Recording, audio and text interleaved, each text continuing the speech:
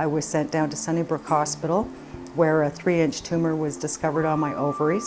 I went to Sunnybrook, I believe it was in June 2006, for a dissecting aneurysm, and it was an emergent operation, so basically everything happened within 12 hours.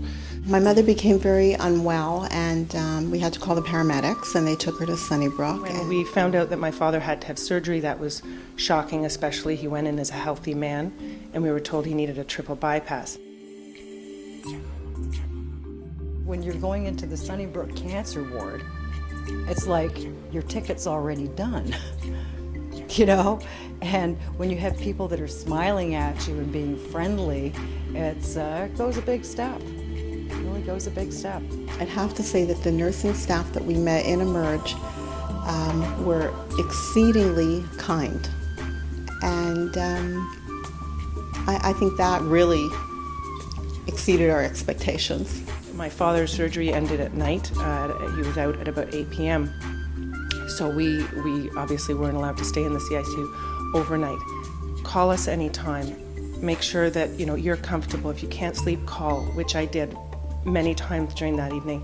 And their voices were calm. They spoke as if they had time. Like it was certainly a comforting feeling to know that you weren't just a number.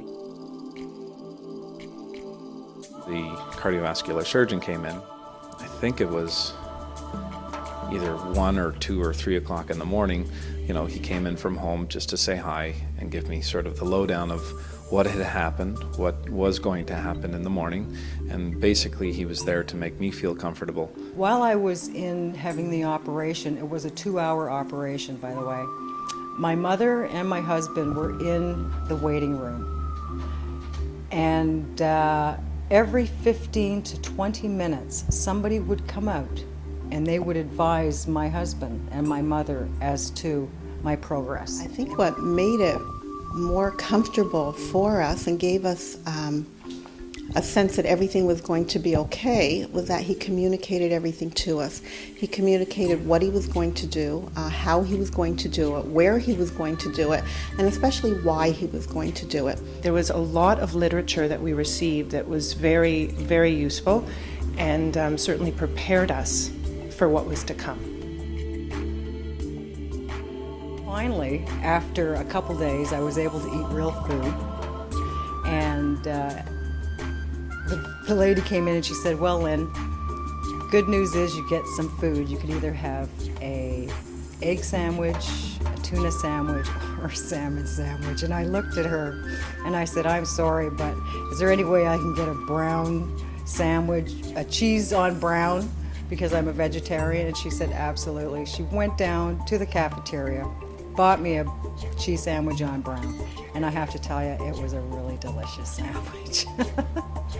One thing that stands out is when we pushed the call bell, they came, we didn't have to wait a long period of time. And when you're dealing with an older person that needs some personal care, they came. And the only thing that I wanted was Jell-O. I didn't want anything else. And so they brought me red Jell-O.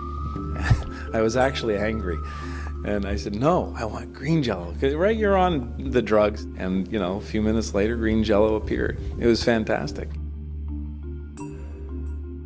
There was Annie. All the time I was there, she would brush my hair out, and she would braid it at night, and she would sponge my back in the morning. I mean, I didn't ask her to do this. She just did it.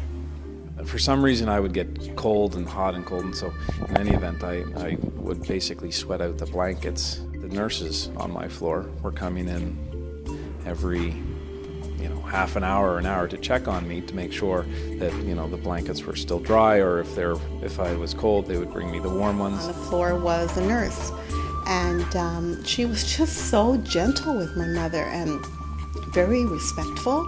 I knew that she had a lot of work to do. I knew she was, running around and had a lot of patients to look after, but I wouldn't have known that from the time that she spent with my mother.